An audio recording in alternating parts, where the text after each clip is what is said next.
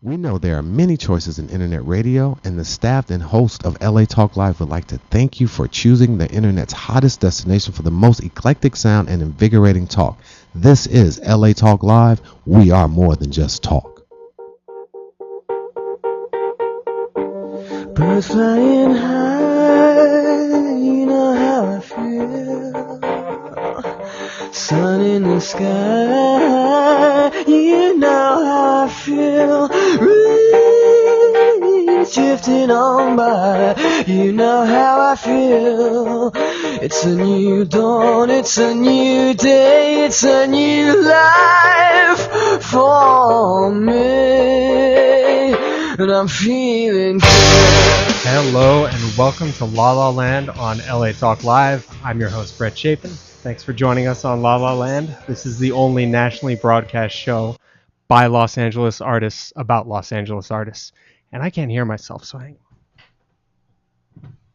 there you go. Now I can hear myself. How you doing, Van Eric? Engineer Van Eric is with us today. Yeah, I feel great. It's a lovely day in the neighborhood. We got a lovely guest here today, so I'm looking forward to it. Me too. We got kind of a solo show, one guest show today. That's all right. That's where we can give her our undivided attention. Absolutely. And we are speaking, of course, about the very talented film, television, and theater actress, Deborah Puette. Thank you for joining us, Deborah. Thanks for having me. Excited to have you on for the entire hour today because I think even with the entire hour, we probably won't get through everything that you're working on, but we always ran out of time before, so we'll try. Yeah. Well, this will be easier because there's not 25 minutes of commercials, so that should help. Excellent. Yes. But before we get to even scratching the surface on what you have going on, I wanted to let everyone know what's going on with our co-host search. We have had 3 very talented guest co-hosts over the last 3 weeks, and we're taking a little break this week, and we're having 2 more come in. And on December 23rd, their segments and their submission videos are going to be posted on our Facebook, and our audience is going to go on and vote for their favorite by liking either the submission video or the person's individual episode. Cool. Yeah, so those will be tabulated, and the voting will end at midnight on January 1st in the new year, and whoever has the most likes is going to be our new co-host. Very so exciting. Yes, we've got Wendy Taubman and Bonnie Sludikoff coming in over the next couple weeks. So can't wait to have them on. Exactly. Good stuff. So Deborah, let's talk about you. You have a lot going on right now, and I want to get into that, but I wanted to start off with maybe how you got started with acting. Was there a particular moment or an event, or how did you begin? Oh my God. Yeah. Do you remember, I hope Micah McCain's listening, because there was that horrible story I told about seeing the musical over there. I won't tell that story again. Really, I think where it started for me was I honestly forgot that story. I'm not trying to get you in trouble. Micah does not let me forget that story. I'm sure. Hey, Micah. Really what it comes down to is I moved to Chicago. Mm-hmm. And was working there in an advertising agency called Ogilvy and Mather. I was really unclear about what I wanted to do with my life, and I had a performance background. I was a dancer, and I certainly always loved theater and movies, but I came from a little town where people don't really do that. Like the idea that you would be an actor for a living just never really came up. And and so, but when I was in Chicago, I was working for this advertising agency and seeing them produce commercials and seeing headshots come across the desk. And then I was seeing the great theater that was there. And it became clear to me that actually I was in a place where people did act for a living. So I just started taking some classes, and I got really lucky really early, and I was cast in a world premiere play called The Glory of Living. It was really green, and but the director took a chance on me, and it ended up really changing my life completely. Mm-hmm. The play went on to be nominated for the Pulitzer Prize, a couple years later, and I was awarded. Chicago has the Joseph Jefferson Awards and citations, depending on whether it's a union or non-union play, and I won that for my lead performance. And from there, I just really went from show to show to show, and learned by doing. As opposed to studying, which is not that it's better or worse. It's just how it happened for me. I really learned on stage by watching these wonderful professionals that I was working with and the directors I was working with. Absolutely. And it seems like you're an actor that's constantly working. I mean, I always see you either in a television show, in a film, something. And by the way, I should say, if you have any questions for Deborah Puette, give us a call at 323-247-7443. But you always are acting. What is it that motivates you to just keep on going and be consistent with that? There's nothing I like to do like I like to do this. I mean, it might seem like I'm always doing things, but I guess it doesn't feel that way to me. And so I'm constantly, like, I write now. I've written a short film that I'll be producing and starring in coming up this year. We can talk about that a little bit later if you want. Yeah. I have been really busy in theater, and I have been doing a couple, 2 or 3 shows a year, and that is a lot, you're right. But there's always more, there are always, like, there are roles on film I would love to play and roles on television I would love to play. And so it's funny that from the outside it may seem like I'm always working, and to me I feel like I'm always looking for work. Well, the audition process is addicting, isn't it? And I mean, for me, I feel like it is. But I actually love to audition. Yeah. It's how I spend. I mean, I really think that that's our job as actors. The job really is to do the audition. Getting the work happens, so it's not few and far between, but it's unpredictable, really. And what I can count on is that I'll have auditions. And so it's my job really to be as prepared as I can, and to make, I always look toward booking the room as opposed to booking the job, because sometimes the job isn't yours. There's somebody out there who's going to do it better, or they look more right for the part, or whatever. Right. So you can't control that. I can't control that. So what I can control, though, is showing those people in the room exactly what I do, so that when something comes around that is my part, they think of me for it. That's how I look at it. Very, very good philosophy. It's not the end of the world if you don't get a part. It's no, it's the way it goes. I mean, yeah. not everybody can play every part, and having been on the other side of things as a producer, you understand really the alchemy of casting. I mean, it's like a puzzle, and everyone has to fit just so.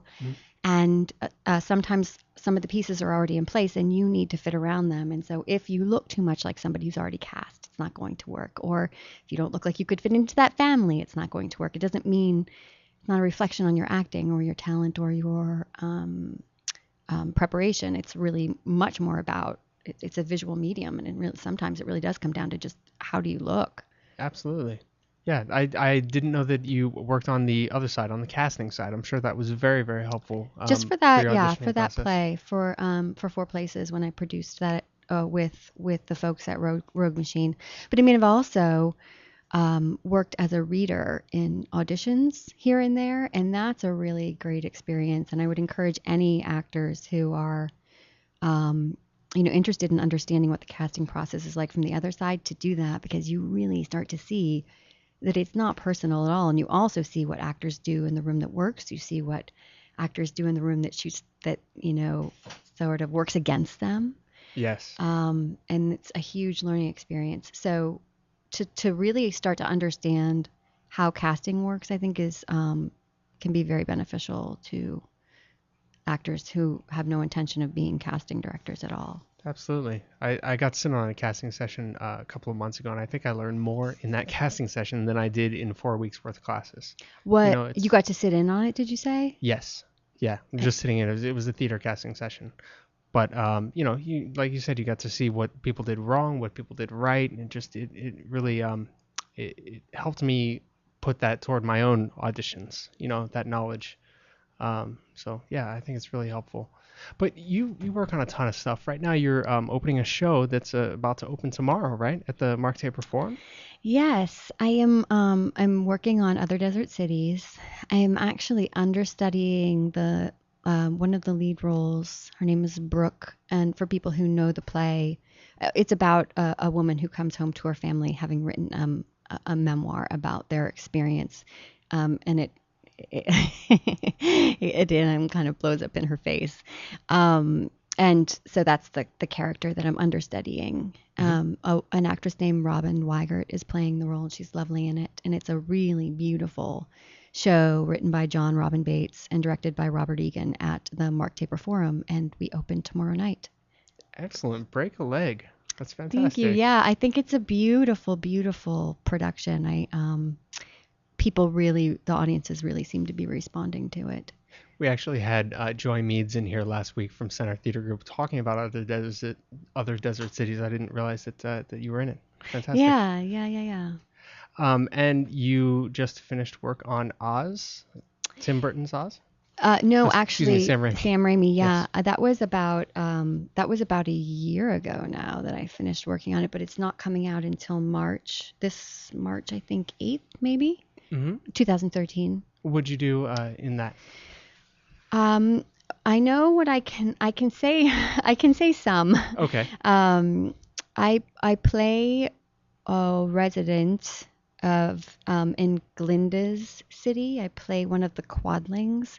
The movie is based on source material, the bomb's source material that comes before the actual Wizard of Oz that we know. So this tells the story of how the wizard became the wizard, how he stepped into that role, and in the course of it, he meets the different people who live in Oz, and the quadlings are one of those groups, and they're described as being simple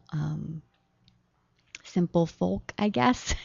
How fun. And so I play one of them, and I spent a couple weeks over there in Michigan. They have a brand new state-of-the-art studio outside of Detroit, and these stages that they built in were just amazing. And it is 3D, so there's a lot of CGI, but the sets were actually built and gorgeous, and the costumes are incredible. And I've seen there's some trailers out now that people can see, and I have seen glimpses of me in the trailers, but like most things, I won't know if my character made the final cut until I see the premiere. So Right. So we'll find out. We got our fingers crossed for you, for sure. Yeah, but it's quite a spectacle, this movie, and I think it's going to be really, it has a great deal of heart in it too. What was it like working with Sam Raimi? That must have been an incredible experience. What type of director is he? He's a very thoughtful director. Yeah. He's very quiet. He, when he's giving notes to an actor, he's the type of director that will sort of pull them aside and whisper, in their ear, and keep everything very private. And then when he talks to the group, like there were hundreds of us, including extras, and he was very clear with everybody about what he wanted to have happen. I mean, I think sometimes that the job of talking to the extras will fall to the assistant director or someone else. Mm-hmm. But Sam really took that on himself, and he gave really, really specific and clear acting notes to the entire group. And like I said, it was a lot of people. Not all of them were professional actors, I think.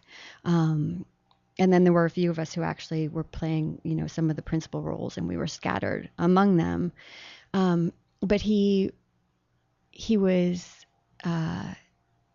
very even-keeled, this enormous production swirling around him, and he was very calm, and he's a very centering presence. And he's just somebody that you really want to do a good job for, because he's so clearly a good guy. Yeah, he comes off that way in interviews. I think he comes off as real genuine in interviews, and he really has a very clear vision of what he wants. You see that in his films. So yeah, I think that's definitely true. But he's not a screamer, he's not there are no histrionics on his set. It was a really Good. lovely place to be. Yeah, I met some bet. amazing people, and the people in the town were just really friendly, and we had a lovely time. Is your makeup pretty crazy for it? Do you look like yourself? Or? Yes, I look like myself. I didn't have prosthetics. A lot of people had prosthetics on their faces, especially the little people who play the munchkins. But the townspeople in the group that I played don't have prosthetics, but we do have crazy hair. The hair design was really wild, and then the costumes, of course, are super fantastical. I mean, at this point, the trailer's out, so I don't think I'm ruining any surprises. But the quadlings, the women are all in these enormous skirts that bloom out like a sphere and then close down around the ankles. So it was like hard to even get through doors because my costume was huge, Funny. and many of the characters wear these really crazy hats, and then I know when they go to the Emerald City, which is another part of Oz where my character does not live, the design was very different. It gets very dark. And I saw some of the designs there. I mean, when we would go into hair and makeup in the morning, there were literally hundreds of handmade hair pieces, facial hair, and for the head, that these designers had created by hand, one hair at a time. I forget what the craft is called, but they actually stitch the mustaches and the beards that these men would wear by tying one hair at a time. The craftsmanship was so meticulous and impeccable, and just awe-inspiring, really. It sounds like it. They must have put a lot of detail into that, a lot of time. Well, I guess you would have to, a movie like Oz, because you're always going to be compared to the other one. So I would imagine you really have to make sure that your details are real specific and correct. Yeah, and it's such a land of fantasy, and because they have these, I think I was working with a crowd of at least 125 extras, and all of them were very specifically costumed, made up, hair design, all of them. It's not like you're in a baseball stadium, shooting something in 2012 and everybody just wears their own clothes. I mean, the amount of work that went into this is, like I said, awe-inspiring. I can't wait to see it on the screen. I think it's going to be just gorgeous. Me too. It sounds like a great movie. And you have your piece of yellow brick road. I actually brought a visual aid. So they sent the cast gifts, and I don't know. Can you see this on the camera? Yeah, so it's a yellow brick, and it says Oz the Great and Powerful, and then it's numbered, I guess, depending on how many they actually gave out. They sent that along with a coin from the kingdom, a gold coin with Oz's face and some kind of a saying on it. I forget what it says. And then the requisite ball cap for the cast and crew, one of those. Very cool. Yeah, so wait, some keepsakes. You said you mean the wizard's face? Or you said Oz's face? Is Oz a character? The wizard. The wizard, okay. I mean, they call him Oz.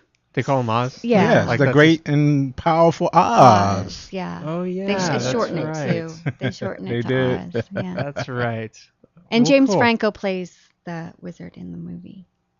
How cool. Who else is in it that I might recognize? Michelle Williams plays Glinda. Great. Rachel Weisz plays, I think it's Evanora. There are two witches who are sisters, played by Rachel Weisz and Mila Kunis. Yes. One plays the evil witch, and the other one is the good witch. All right. She can't something say. Happens. Yes, something happens. Something happens Wicked and there's all a over again. transformation. Yeah, it's different than Wicked because I think Wicked was largely imagined based on the characters, but this is actually from earlier books. The earlier books, yes. Because when I was in elementary school, we read several books of The Wizard of Oz from the one that's been televised years ago, and then after she left, suppose that came back and visited again. That's right. And so on and so forth. So it was several books of that story. Yes. Who plays Dorothy? There is no Dorothy in this one. This predates Dorothy. This is before Yeah, Dorothy. yeah. That's what made it so cool.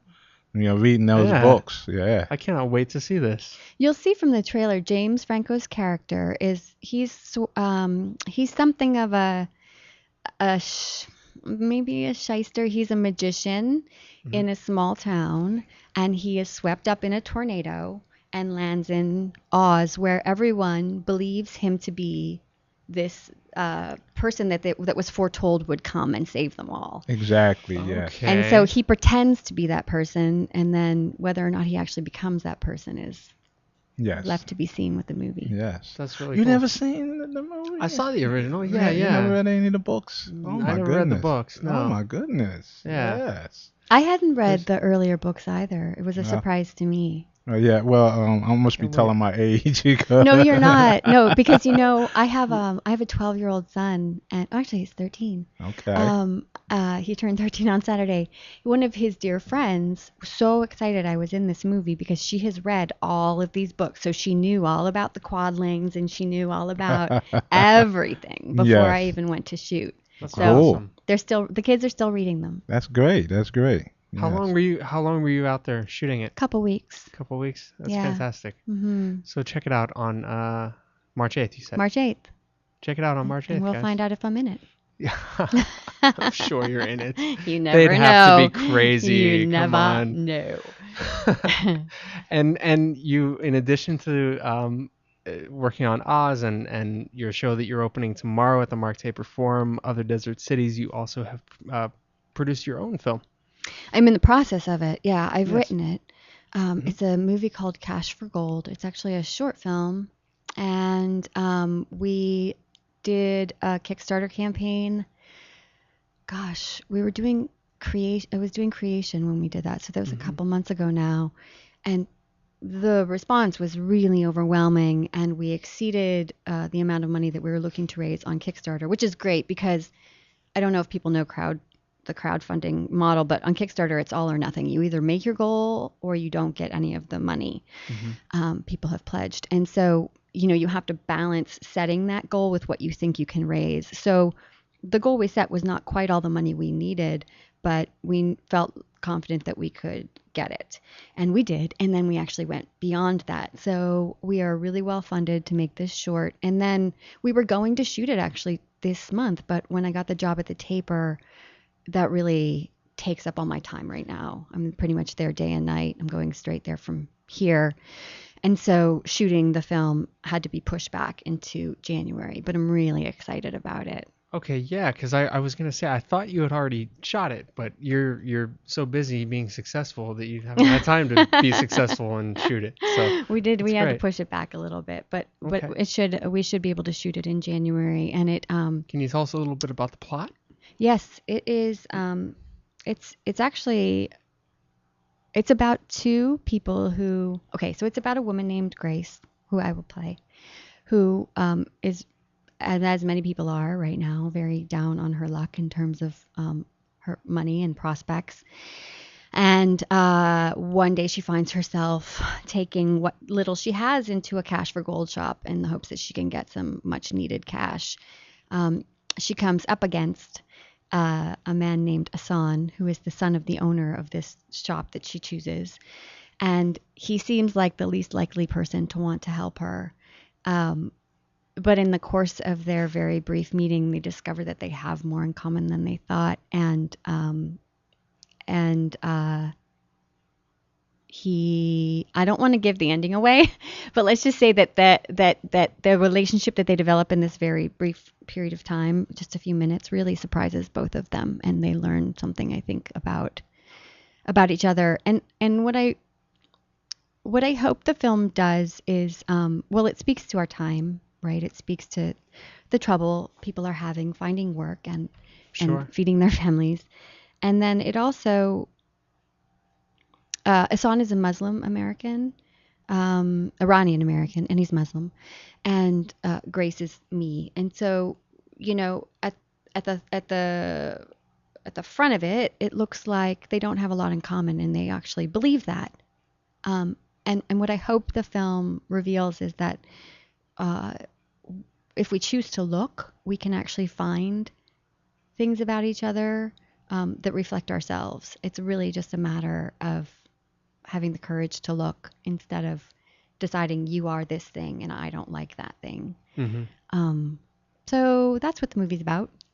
Very good. I love your poster in the front. It's a shot of you and a shot of him, and it says what does it say? What do you see when you really look at this? Something like that. It was something like, who do you see if you look really close, or something like that. Yeah, that was something we put together for the Kickstarter campaign. The art for the movie will probably be different, but I wanted people to get a sense of what the movie was like just from the image. And Asan will be played by Naveed Negahban, who is an actor that Homeland fans will know as Abu Nazir, the number one terrorist in the world in the world of Homeland. And yeah, on that show, he's a scary guy. He's also actually a well-rounded character. They managed to give this terrorist a great deal of heart. It's really interesting. People haven't watched the show. It's quite well done. Yeah. But you know, he looks like the pictures we see of the people we're supposed to be afraid of. It's interesting talking to Naveed. You know, when he's doing this role, he has to have like the full-on beard and he has to look like Abu Nazir, and he goes through security in the airports, and it takes a little extra time. Sure. Every time because he looks of how he this looks. way. Yeah. And we understand that, right? We understand why we have the fears we have, but also he's just Naveed Negahban, right? He's a really good guy. So I'm really excited to work with him. He's just a lovely human being and a wonderful actor. And it's be great. Yeah. Where can people find information about that when well, anytime, really. Information about everything that I'm up to, I is pretty much on my website, which is deborahpuette.blogspot.com. And so if they just Google my name, that will come up. And there's stuff there about the movie now. There are some interviews there with Naveed. And as stuff happens, I post, you know, what's going on with me in the world of writing and acting. Deborah Puette at .blogspot.com. Yeah, .blogspot.com. But again, like if they just Google Deborah Puette, they'll find it. It's one of the first links that comes up, I think. Perfect. Yeah. Check it out, guys, for any information on anything that Deborah is working on right now. We're going to take a break, right? What the heck? We'll take a break. We're going to be back to talk a little more with Deborah Puette, film, theater, television actress. If you have any questions for her, make sure you give us a call at 323-247-7443, 323-247-7443. We'll be back on La La Land on LA Talk Live. 1, 2, 3, 4.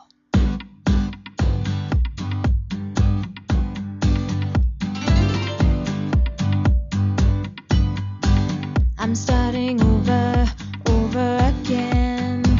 Life moving forward, but here I am falling backward before I begin. Feeling defeated, I wasted my time. Jumped in the backseat with excuses of why I reacted.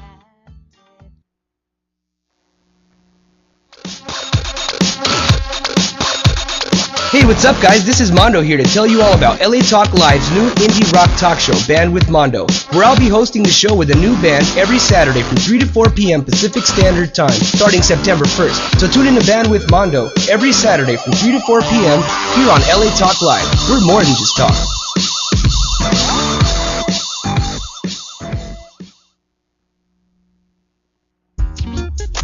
Hi, I'm Tosh Walker, and I want you to join me every Saturday evening from 5 to 8 p.m. for Cocktails with Tosh Walker, where each week is going to be a big party. Why? Come celebrate with me for the very first lifestyle entertainment sports show. And on my cocktail menu, I have special celebrity guests stopping through, and you never know who might come through, boo. It just might be one of your favorite sports celebrities. From Cocktails with Tosh Walker, the entertainment lifestyle sports show. Right here every Saturday night, where we're more than just talk. We're Cocktails with Tosh Walker. On LATalkLive.com.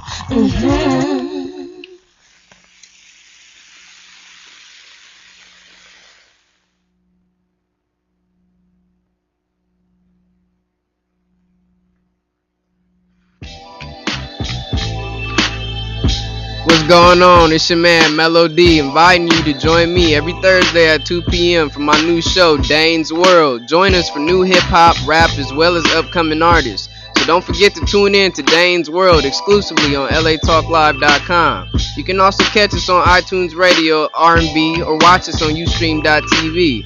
Reality radio, handcrafted for your listening pleasure. This is LA Talk Live, where we are more than just talk.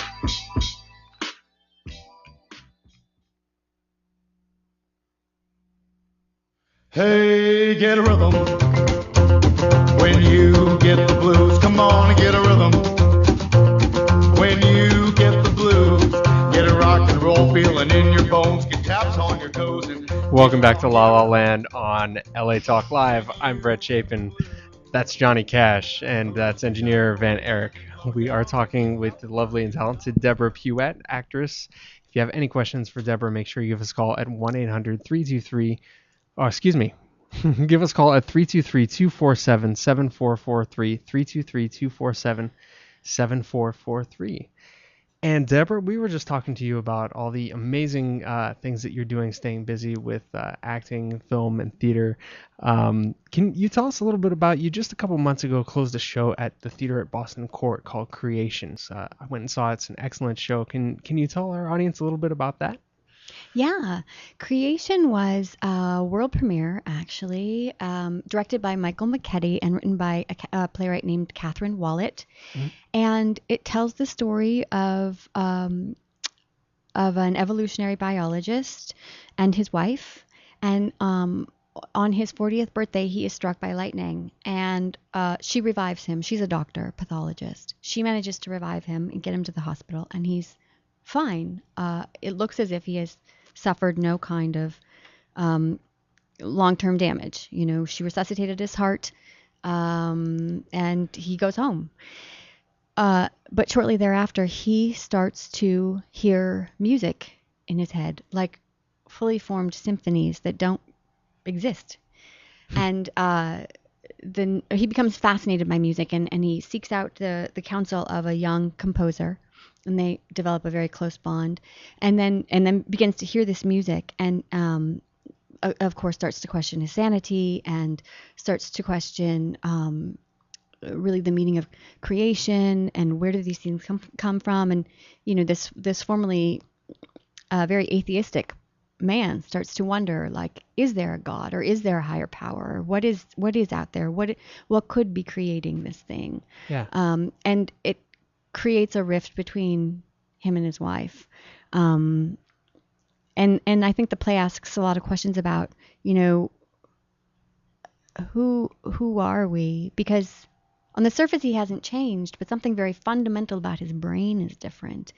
And that's a big part of who she fell in love with. It's a big part of who she committed to live her life with. And now, you know, he's sounding like a very, very different person. And what does that mean for their relationship? And what does that mean in the larger context of whether or not there's a God? And it asks a lot of questions. Yeah. It doesn't really answer them. No, it doesn't. Right? It doesn't, no. But it makes you think. It makes you think about a lot of things. Yeah. And it must have been a tremendous, I don't want to say a challenge to play because you're talented, but it must have been a bit of a departure from some of your other roles. It was a challenge. You know what was challenging about it is I've been fortunate to do a lot of world premieres, but this in particular, the characters, a part of I think what makes the play interesting is that the characters don't always do the right thing. They do what they think they need to, and so we, you know, in the process of figuring out who this woman was, I had lots of questions and finding my way around her behavior that didn't always make sense to me, Deborah, as a person. Yeah. I had to find a way to make it make sense to me as Sarah, the character. That was challenging. I really enjoyed it. It was also fun to play. She's a very smart woman who doesn't suffer fools gladly. She's not always nice, no, but she's very successful. And, you know, compared to some of the much more character-y stuff that I've done more recently, it was nice to play that kind of person. I had a good time with it. I bet. And she's actually very like me in some ways. I am not the most patient of people. If I feel like my time's being wasted, or if I feel like I can be like that. And so it was interesting to explore that side of acting, because I don't play character. I often play characters that are very, very different from me. Yeah. I could see you as a doctor. I like that. Yeah. I actually thought about going. To medical school. I thought about being a lawyer. I very, very, very occasionally daydream about what it would be like to just quit acting and go back to school and be a doctor. Like, what would that look like? You know, because people do that. You know, so it was fun to explore that side of me. I'm sure through your acting. Yes. So you don't have to quit acting to do it. You can just do it through just pretend I'm a doctor. Yeah, that's great. Well, you have so much going on, and find out information about Deborah at Deborah Puette at Deborah Puette .blogspot.com. I want to talk to you a little bit about, because you've been a theater actress for quite a number of years in Los Angeles, and I wanted to talk to you a little bit about how you think, from the time that you started to now, how do you think the theater scene in LA has changed? Oh, wow. There's been, I know it's kind of a broad question, but Well, I don't know how much the scene has changed. I feel like my place in it has changed. I've become a lot more connected to the people that are doing the kinds of work that really interest me. I guess no, I think it's probably fair to say it has changed. I think that people in the country are starting to recognize that Los Angeles is a very important theater town. When I moved here, I moved from Chicago, and I had very clear ideas, I thought, about the difference between the two. Chicago was a theater town, LA was not, in my mind. But of course, I moved here and found out that I was completely wrong, which makes perfect sense, because so many of us have moved here from Chicago and from New York. And you don't have to have moved from those places to be a theater artist. That's not what I mean. But the places that we consider places where theater really happens, happens in quotes. Right. A lot of us are here. And a lot of really talented playwrights are here making new work. So I was mistaken, happily mistaken. And what I learned is that LA has as strong a theater community as I ever found in Chicago. I think the challenge for us is that we are so big and we are so widespread. It's not like you can just take the train somewhere, get off, and walk to any number of theaters to see a show. You have to plan it's an event. You have to plan your trip. You have to get in your car. You have to drive across the town, across town. I mean, I know I'm doing it. I'm going from Studio City every night down to Center Theater Group. And, you have to plan for that on a Friday night. It takes some time, right? Absolutely. But I think in terms of how it's changed, maybe it's simply changed in the way that it's perceived. People are getting more of a handle on how important Los Angeles is to theater in the United States. Well, this is how I feel like it's changed, and you can let me know if you agree or disagree. But I feel like in the last, you look at the Hollywood area 20 years ago, and it was pretty run down. There wasn't really a theater district. There wasn't really a theater area. And I see the city and I see a lot of the cultural groups making improvements to the theaters in the area, making improvements to the area itself. And I think the effect of that is that it's given other cities a lot more respect for Los Angeles and given actors a lot more respect for the theater in this town, because they see that other people are making an effort to improve it. That's interesting. It's a good point. Yeah. So I don't know. Do you think it's become harder or easier to audition as a theater actor in LA? Do you think that that's changed, or is that just pretty much No, I feel like for me, the opportunities are growing. And I think that can be true for anybody. As long as you get in there and get in the mix and people start to know who you are and you're doing good work, I think the opportunities grow because there's so much theater here. There's more theater here on a given night than there is in New York. Right. And that's so, what people don't know, I think. Yeah, and not all of it's great, but not all of the stuff that goes on in New York is great, right?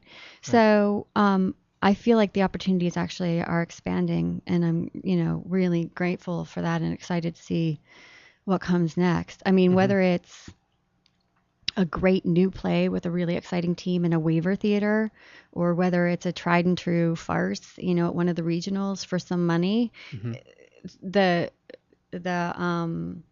variance is great, but both of those options have things to recommend them to me, There's good things about both. Yeah, absolutely.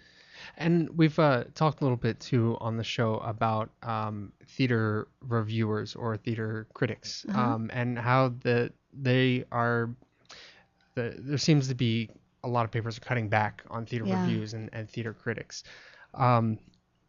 How do you think that, I guess, theater critics could give a little more exposure to artists? Are there ways besides the traditional review that you feel like theater critics could give artists a little more exposure? And if so, what are they? Yeah, I mean, I know the papers are up against some real financial constraints, but what I would love to see, both as a theater artist and as a reader, I would love to see features done on the talent that's happening here. I would love to see features about LA's playwrights. I would love to see features about LA grown directors. We have plenty of opportunity to read about what's happening in New York. The New York Times covers that very well. Sure. And that's not to say that the LA Times shouldn't, but I would love to see a little more attention paid to what's happening here. And there are people actually who do a very good job of that. I'm a huge fan of Stephen Lee Morris, the LA Weekly. He's terribly smart. Former guest on the show. Oh, really? I'll look that up because I didn't hear that interview. I think he's great. Yeah. And he really knows his stuff, and he also asks the hard questions. He really think he believes very much in LA and wants to see it succeed, and so he's not afraid to ask, what are we doing well? What are we doing badly? So there are people doing it. Yeah, there are very good critics in town, and there's criticism in the Times that's very good. I'm not knocking the Times at all. I wish that the powers that be would give them a little more money so that they could write the features that I'm interested in reading about, which are what's happening here. Right. It seems to be a lot of it sometimes seems to be focused on film and television. Well, yeah, and that's understandable. I don't begrudge that either. And listen, I do. Just a little bit. No, go on.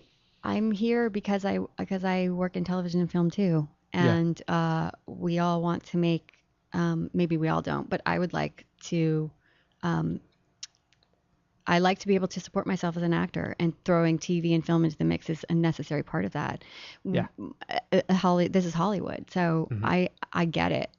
But I feel like the pie could be cut just a little bit differently to open up theater a little bit more to people, and let people know what they're missing, because there are a lot of people in LA who really have no idea the kind of theater that happens here. Honestly, it's like even incredible. actors I know who don't do a lot of theater, they'll spout these sorts of things that I would have spouted when I first got here, and I'm like, no, you're totally missing it. There's so much great stuff here. You just have to know where to go. LA is absolutely a theater town.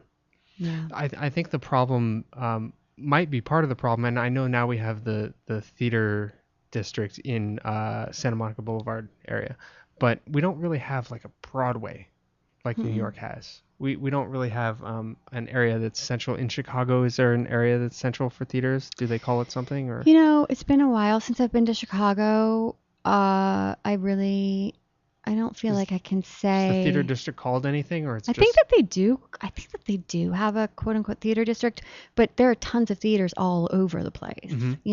All over town. Are they kind of like it's like LA where it's spread out more, or? I feel like that was my experience when I was there 12 years ago. Yeah. Maybe it's changed a little bit. There's the Goodman and there's Steppenwolf, and those are certainly not in walking distance of each other, for instance. I don't really know that I can speak to it. I feel like it's not like New York, though. There's never going to be another place like New York. In terms of the actual geography of it. I don't mean quality or anything else, but in terms of being able to get off the subway at, 40 9th Street or whatever and walk to all your different theaters, we're never going to have that. No. And I don't know that we should try. We're not New York. Well, yeah, the geography, it's completely different. We don't have a subway, Yeah. really. But yeah, I mean, it's very different. I don't know that I think it's improving. I really do. I know that New York is always going to be the theater town in this country, and LA is always going to be the film town. But it's not to say that we don't have good theater or New York doesn't have good film. It's just a matter of going out and finding it, and really pursuing it. I remember shortly before I left Chicago, I think it was the New York Times ran a feature questioning whether Chicago really was the second city, or if it had surpassed New York in terms of theater, in terms of the quality, and in terms of the world premieres that were being done. Yeah, and the people who were being drawn to work there. And I would love to see that same question being posed about LA someday. I would too. Yeah, that's kind of my dream. That would be nice. Yeah. I think we need a couple more really, really big theaters. I'm talking, 2,500 seats or more. I think that would help. I don't know. Yeah, maybe. I mean, because it seems like that's what people go to. That's what they gravitate toward first. I don't even think they need to be quite that big. I mean, some of the Broadway houses are, less than 1,000.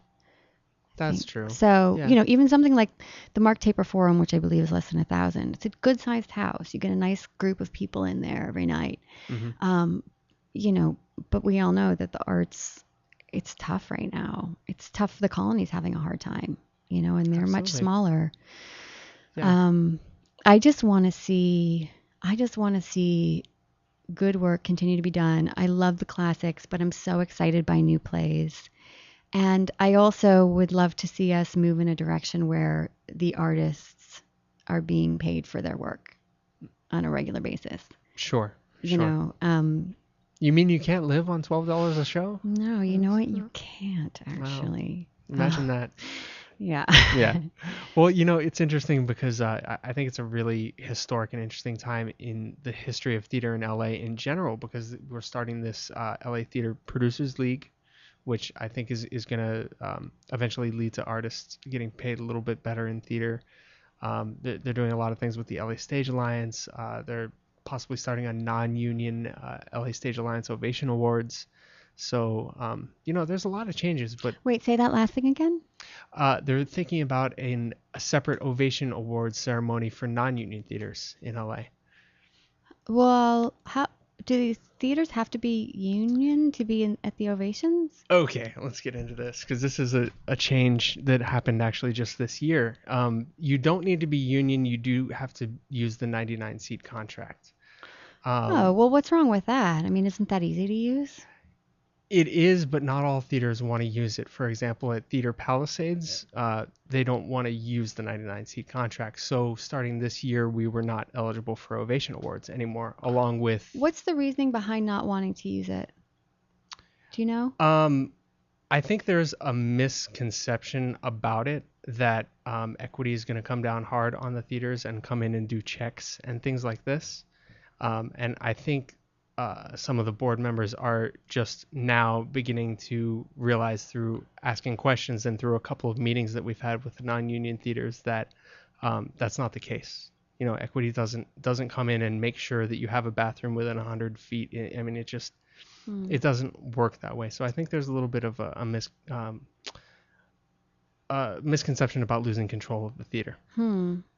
Interesting. That's my opinion. I could be completely wrong, and I could get board members calling me in an hour telling me that that's not what we think at all. But I'm not trying to get you into trouble. Yeah, no.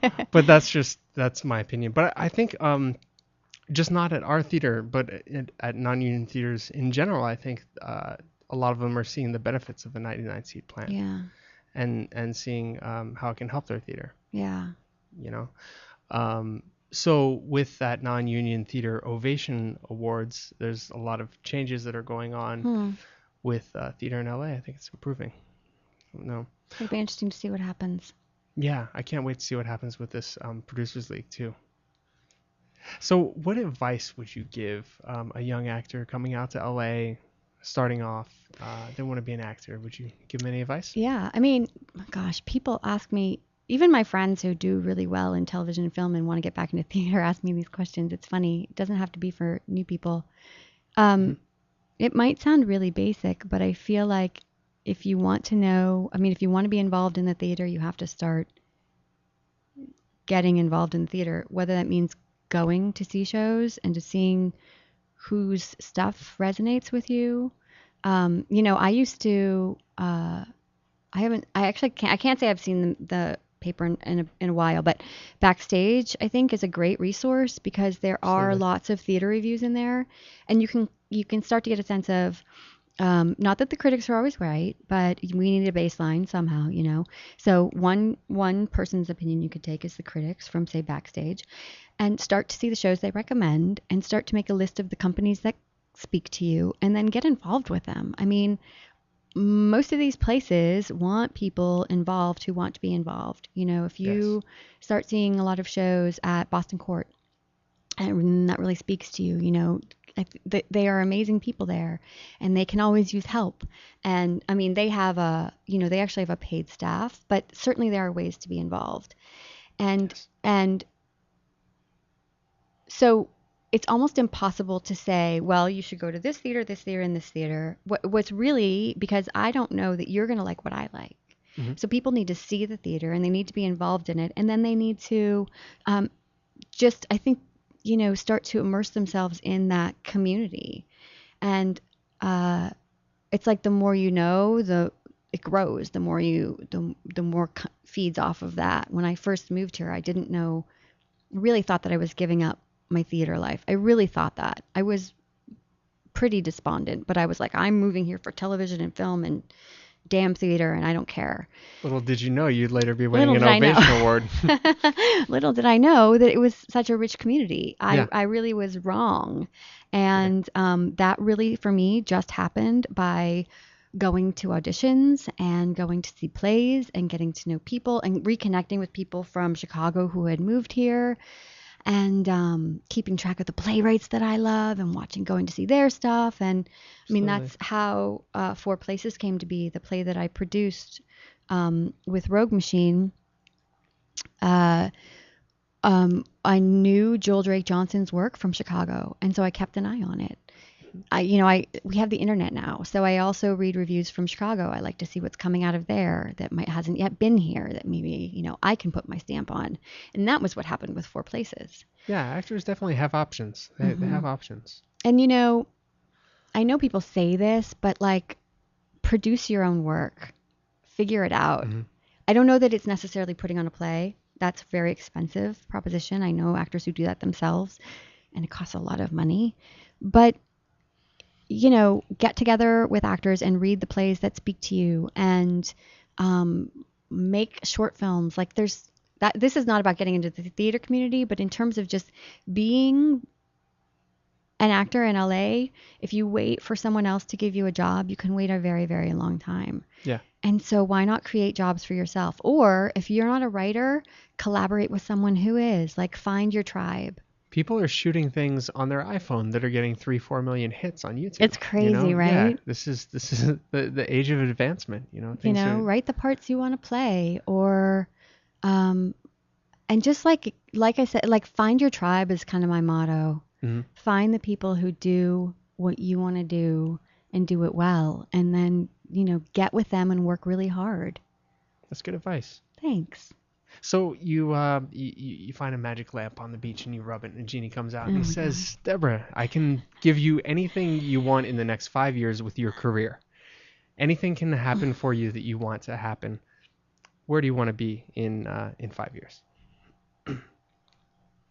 I have recurring dreams about that Independent Spirit tent down on the beach. The Independent Spirit Awards that they give out. That's the night before the Oscars every year. Yeah. All actors dream of an Oscar. And of course that would be lovely, wouldn't it? But for some reason, I would love to either write myself or collaborate with a writer. Somebody who's doing work that's really new and exciting, like Deborah Granick, who did Winter's Bone, for instance, that Jennifer Lawrence is a thing that most of us know Jennifer Lawrence from. It's Fantastic. dark and it's gritty, and they probably shot it on a dime, but it's beautiful work. It's a great movie. I want to be doing lead roles and things like that. That's the tribe that I'm looking for, because those are the movies that really speak to me. Like, studio films are awesome, and I would love to do another Oz, and I would love to have a bigger part. But I also really like, Sam Raimi came from this world where he created his own thing with Evil Dead, and like that kind of ingenuity, it really inspires me. And so I would love to be in that tent accepting an Independent Spirit Award in the next 5 years. Absolutely. Well, what if somebody gave you the choice between making a little bit of money with this independent thing that's very close to your heart and something that you want to do, or a lot of money with a big studio film? Would you pick the smaller one? It would I'd have to really know like the role and the people involved. Yeah. It's actually a horrible question. It's hard to nail down. Yeah. It's really hard to nail down, obviously.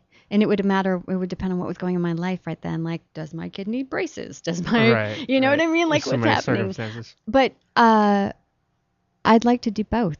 Yeah. I think part of what keeps it interesting for me is mixing it up, like playing these different kinds of characters and doing big movies and little movies and going on True Blood and then going on The Office, like really, I like my life to be eclectic, and I hope the same for my career. Good answer. Thank you. DeborahPuette.blogspot.com. But before we run off, I did want to touch real quick on you worked on True Blood pretty recently. I did. Can you tell us a little bit about that experience? Yeah, it was dreamy. I was cast. I actually wrote a story about my audition because it was such a seminal event for me, because Alan Ball has been just like my creative idol for a very long time. And Yes. I got the audition and within hours had to be in the session. And it didn't even occur to me. I was so busy getting ready for it that it didn't even occur to me he would be there. And when I walked in the room, he was. And he led the session. And, we had this tiny collaboration together. That was thrilling. And then the part I play for Trubies, people who watch the show, I play Bill Compton's daughter. So he's sort of the head guy, the vampire. Mm-hmm. And so I was working with Stephen Moyer, who plays Bill, and Stephen was also directing his very first episode. Oh, cool. And the scene was just the two of us. So the whole day was like this little acting. For me, it felt like a love nest. I don't mean romantic, but it was just the two of us, really. Yeah. And then the writer would occasionally, Mark Hudis would occasionally like give direction through Stephen, but I barely talked to anybody else that whole day. And I was in bed for the scene. It's a death scene of sorts. Yeah. And so it was really this lovely little collaboration with Stephen, and he could not have been kinder, more professional. Like, you would never have known it was his first episode to direct. The fact that he was doing that and acting in the scene was really impressive to me, and the whole crew couldn't have been nicer. It was a very dreamy experience, and the clip from that is actually on, and the story of the audition is on my blog at that address you keep giving. DeborahPuette.blogspot.com. Yeah, and it's also on YouTube. If you look up Deborah Puette, you guys should be able to find it there. Okay, good. Yeah, Deborah Puette. Thank Fourth you so time much, guest on Brett La La Chapin. Land. Thank you so much for being here. Thank you. I love the ovation. Thank you. For any information, again, DeborahPuette.blogspot.com. Next week, we are going to be having Aaron Michael Sanchez and Kelly V. Dolan of NBC News Radio in here. We're really excited to talk to them. Maybe they can teach me how to host a show.